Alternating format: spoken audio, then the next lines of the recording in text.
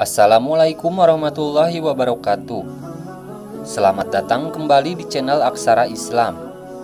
Sahabat beriman, baru-baru ini telah terjadi kegaduhan di dunia per-YouTuban akibat postingan dari video Deddy Corbuzier yang mengundang pelaku Sodom yaitu Ragil dan juga pasangannya.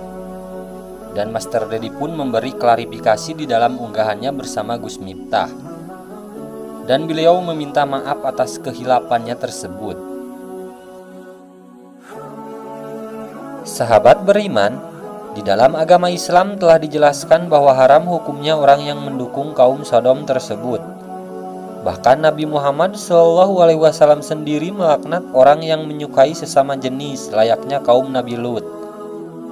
Kaum Sodom dibinasakan oleh Allah Subhanahu wa Ta'ala dengan azab yang sangat keras. Umat Nabi Lut yang membangkang dan suka sesama jenis serta berperilaku seks menyimpang itu diazab dengan batu-batu besar yang dijatuhkan dari langit dan menjungkir balikan kota itu. Azab tersebut diawali dengan suara keras yang mengguntur ketika matahari akan terbit. Setelah itu mereka dihujani dengan batu dari tanah yang keras hingga tak satu pun dari mereka yang tersisa. Sebelum azab datang, kaum Sodom sudah diberi peringatan oleh utusan Allah yakni Nabi Lut alaihissalam. Daerah-daerah sekitarnya untuk menyeru mereka agar menyembah Allah Subhanahu wa Ta'ala, memerintahkan mengerjakan kebajikan, dan melarang mereka melakukan perbuatan mungkar. Lut merupakan putra Ibnu Haran Ibnu Azar, yaitu anak saudara lelaki Nabi Ibrahim al-Khalil alaihissalam. Dia telah beriman bersama Nabi Ibrahim dan hijrah ke tanah Syam bersamanya. Saat itu kaum Sodom tenggelam di dalam perbuatan-perbuatan yang berdosa, hal-hal yang diharamkan, serta perbuatan fahisyah kerusakan yang mereka adakan sendiri dan belum pernah dilakukan oleh seorang pun dari kalangan Bani Adam dan juga oleh lainnya, yaitu mendatangi jenis laki-laki bukannya jenis perempuan, homoseks. Perbuatan ini merupakan suatu hal yang belum pernah dilakukan oleh Bani Adam, belum dikenal dan belum pernah terbetik dalam hati mereka untuk melakukannya selain penduduk Sodom. Semoga laknat Allah tetap menimpa mereka. Karena itulah maka Nabi Lut mengatakan kepada kaumnya, seperti yang disitir oleh firman Allah Subhanahu wa Ta'ala, "Mengapa kalian mengerjakan perbuatan jahisyah itu yang belum pernah dikerjakan oleh seseorang pun? Sebelum kalian, sesungguhnya kalian mendatangi lelaki untuk melepaskan nafsu kalian, bukan kepada wanita." Al-A'raf ayat 80-81.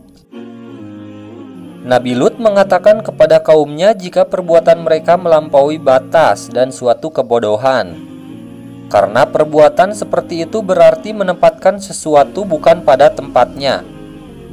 Kemudian Nabi Lut berkata kepada kaumnya, "Inilah putra-putriku, kawinilah mereka, jika kalian hendak berbuat secara halal." Al-Hijr ayat 71. Nabi Lut memberikan petunjuk kepada mereka untuk mengawini putri-putrinya, tetapi mereka merasa keberatan dan beralasan tidak menginginkannya.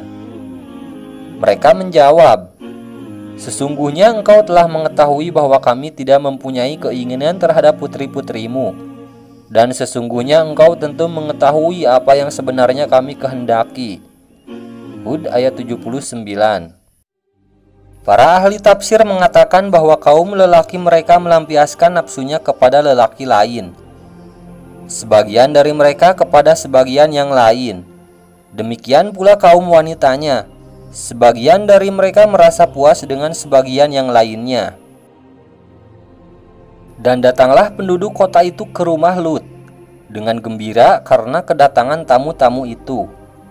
Lut berkata, "Sesungguhnya mereka adalah tamuku, maka janganlah kalian memberi malu kepada aku, dan bertakwalah kepada Allah, dan janganlah kalian membuat aku terhina."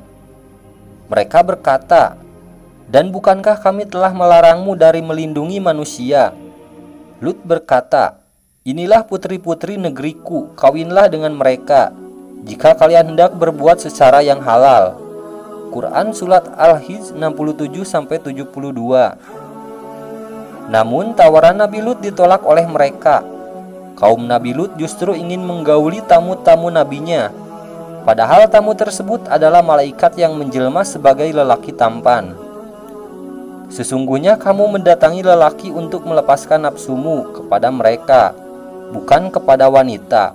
Malah kamu ini adalah kaum yang melampaui batas.